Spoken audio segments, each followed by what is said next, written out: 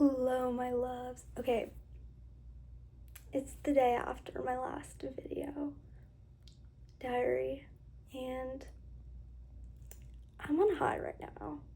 I'm not on drugs. I'm sober, but I'm on a high of life. And in today's, what should we call this series?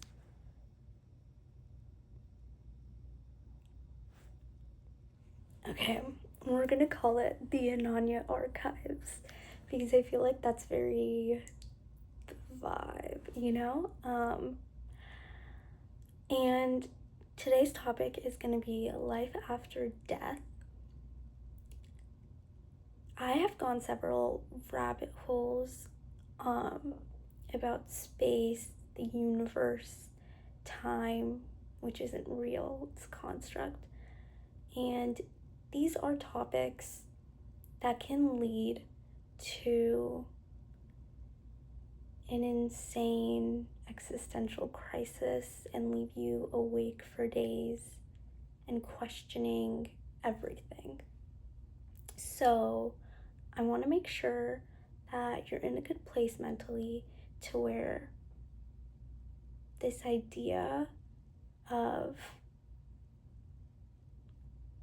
our existence is important. You are important. And everything that I'm saying right now, it's just things I'm thinking about possibilities. But yeah, please make sure you're in a good space. I don't want to send anyone into an existential crisis. I know when I was rewatching Interstellar in a pretty bad place in my life, like I was on a low. The idea of how in the grand scheme of things we don't really mean as much really got to me, and I was like, it's literally not that deep. And I had this like fantasy of being dropped off in the middle of space and just floating, and then that was my life. All I would do was float. And I think that would be an amazing escape. I just want to float in the abyss. But anyways, we're gonna get into it. The first thing I want to talk about is pantheism. So pantheism is the philosophical, I have my notes behind me, by the way.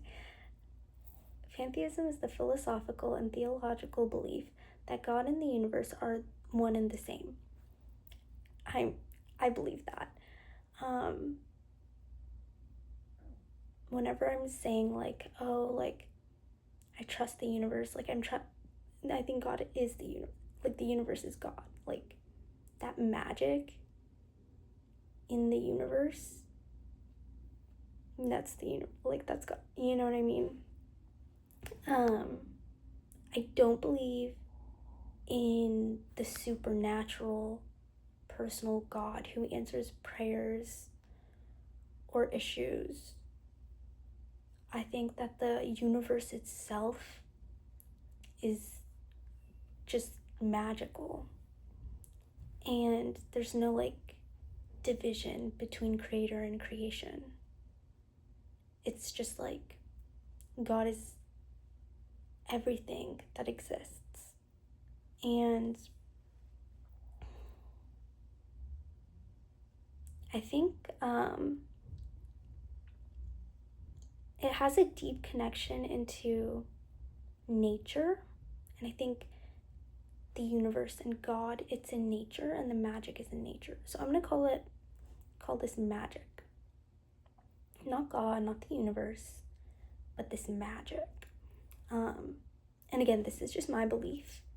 I am someone that can look at things from all perspectives. Like, you know, your beliefs are your beliefs, my beliefs are my beliefs. I respect your beliefs. At this moment, that is just not the wavelength that I'm on.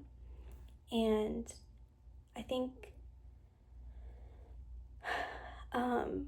magic is everywhere, and I just feel this very deep connection to the earth. I remember there were times when I just wanted to sleep outside on the ground. I wanted the grass to hug me. Like, I don't know how to explain it, but I played with roly-polies. I love the earth, and just like, it's so beautiful and it's magical to me.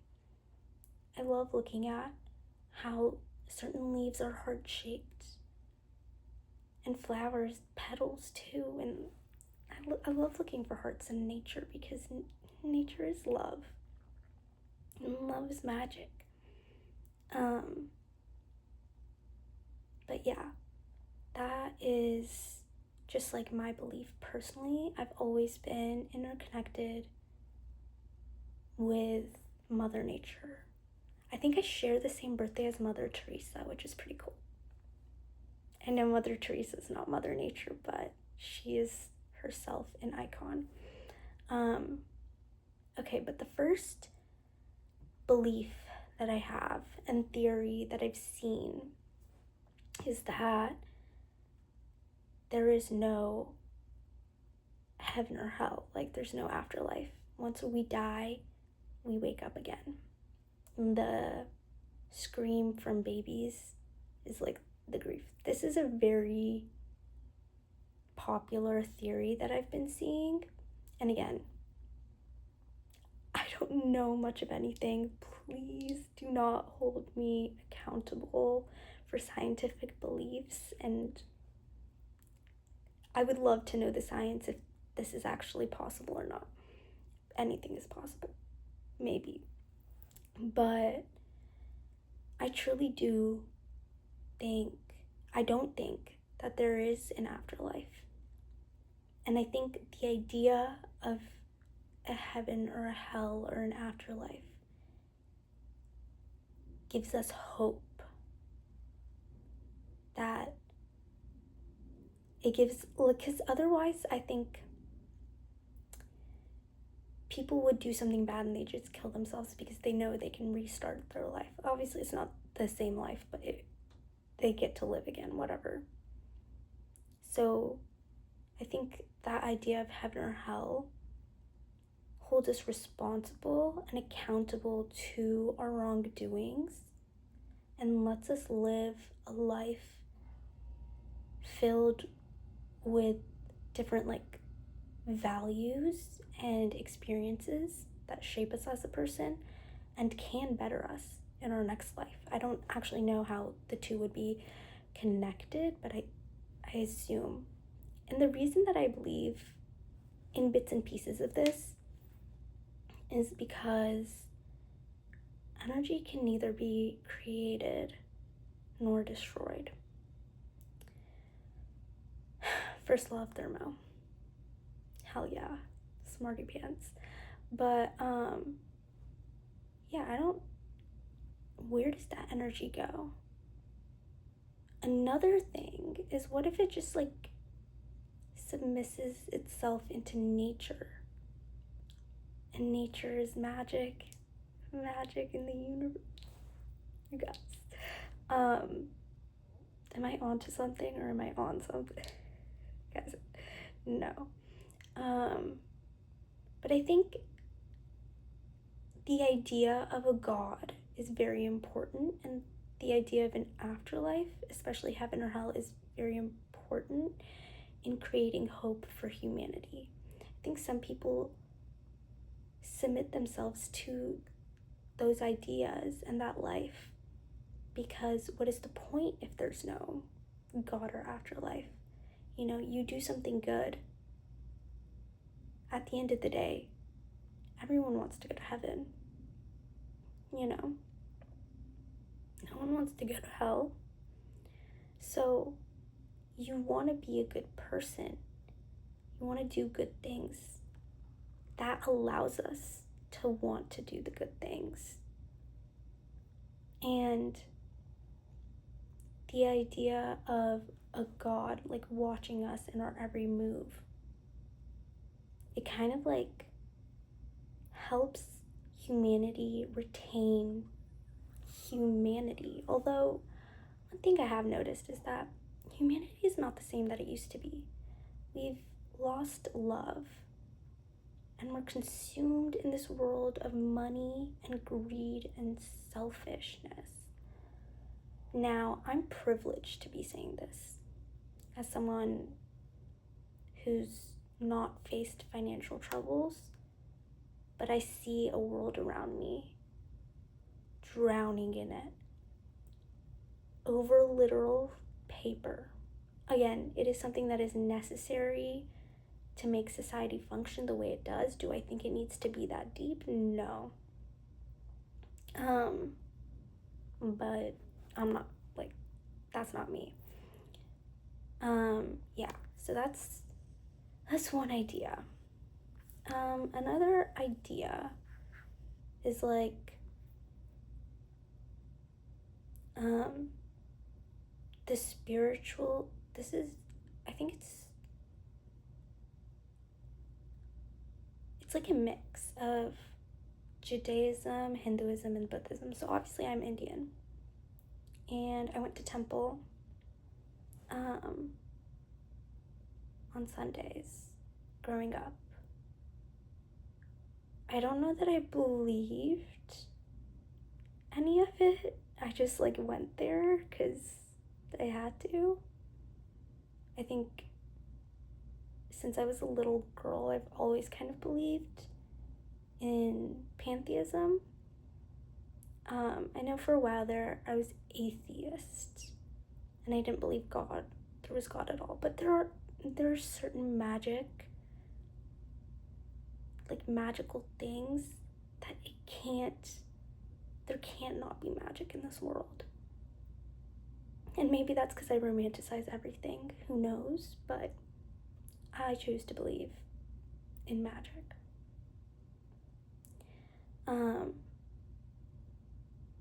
But yeah, I used to be atheist, and then I was agnostic, where I didn't believe, and I guess pantheism is in a form related to that, but I don't believe in a single creator. That's the thing. I don't believe like there's a man in a room like watching us and controlling all this. I don't think so. And a large part of why I believe that the universe itself is magic is because of the energy. Like, it's all, at the end of the day, magic is science when you think about it. Like, it just makes sense. I don't know. We are made of stars. Stardust, but stars. We are the universe. There's a little bit of magic in each and every one of us. Which is why, this leads me to my next belief. We are the creators of our lives. Granted, the universe still holds its magic.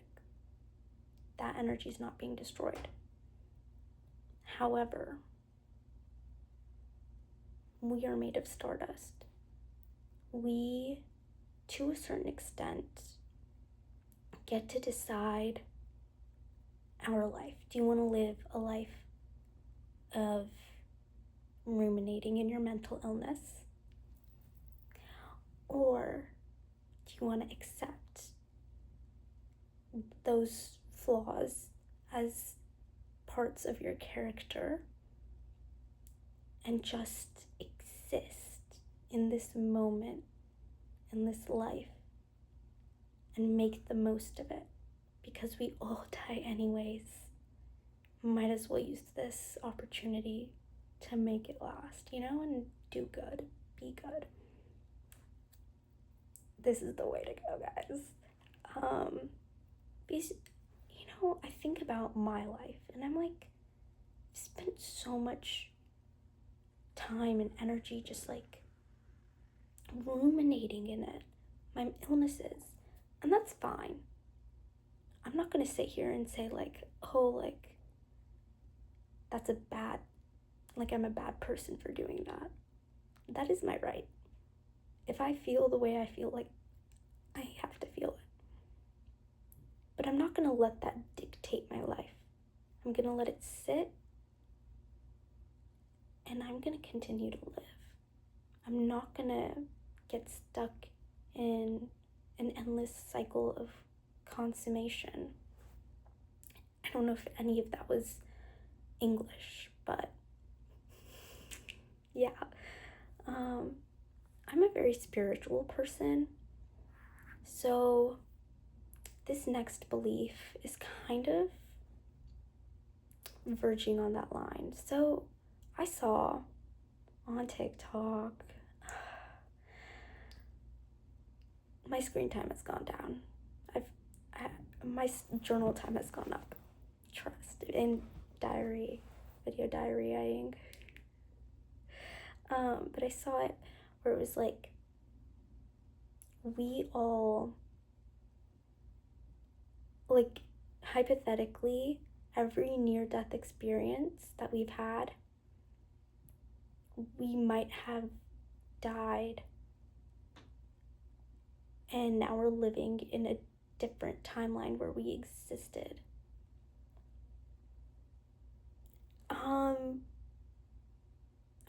I'm gonna search up what the name of this belief is.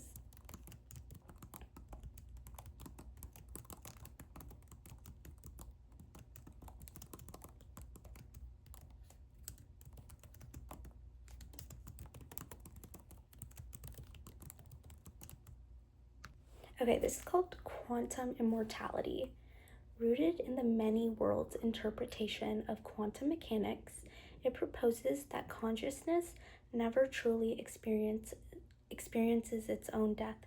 Instead, every time you face a fatal event, your awareness seamlessly branches into a parallel timeline where you miraculously survived. This idea frequently overlaps with the Mandela effect and is heavily discussed on Reddit. Everything's discussed on Reddit. The existential debate focuses on whether we are continuously jumping timelines after microscopic close calls. And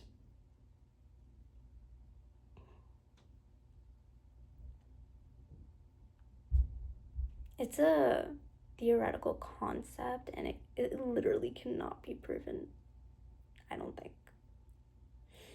Yo, I'm no scientist. Anyways, but yeah, this is an interesting one, because for me, after any attempt on my life, I have a high. Obviously, I haven't done drugs in like years, and even then it was dabbling. I was never, but I get this high of, I need to live, and I need to be the best version of myself, which is what I'm on right now. And I think every time I have like a near-death experience or an attempt on my life, and I wake up the next morning, or once it's like mellowed down a bit, I don't feel like myself. Like, I'm looking at myself, but mentally I'm not in this body. Like, I'm just, I can't explain it. But like, that's obviously derealization, the disconnect from body and reality and stuff. But it does feel different. And I don't know if it's because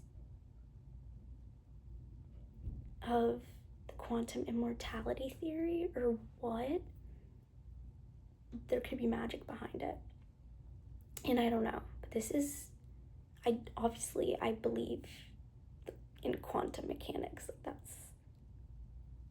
That's been, you know what I mean? There's like science behind that. And time is something, It's a human construct. The idea of consciousness, like everything is happening all at once. Your past, your present, your future. It's all happening. Me being here right now, consciousness is humanity, or humans, the human body's way of not exploding, I think. Hold on. Okay, so this is physics and philosophy, with the block universe theory, eternalism, and Julian Barber's timeless physics. These models suggest that time's forward flow is an illusion and all moments exist simultaneously. Stemming from Einstein's theory of relativity, this model proposes that time is simply a fourth dimension, much like length, width, and depth. And that's obviously like, I don't know if you guys have taken like calculus, but you have X, Y, and Z, but you can add as many dimensions as you want. Moving consciousness in this 4D landscape, your conscious mind acts like a movie projector or a beam of light. It illuminates one slice of space-time at a time, creating this sequential experience of past, present, and future. And then Julian Barber, the physicist, suggested that time does not exist fundamentally at all. The universe is made of countless independent time figurations he calls nows or platonia. And we feel like time is passing sequentially only because our brains contain memories and our surroundings contain physical records that we process in the present.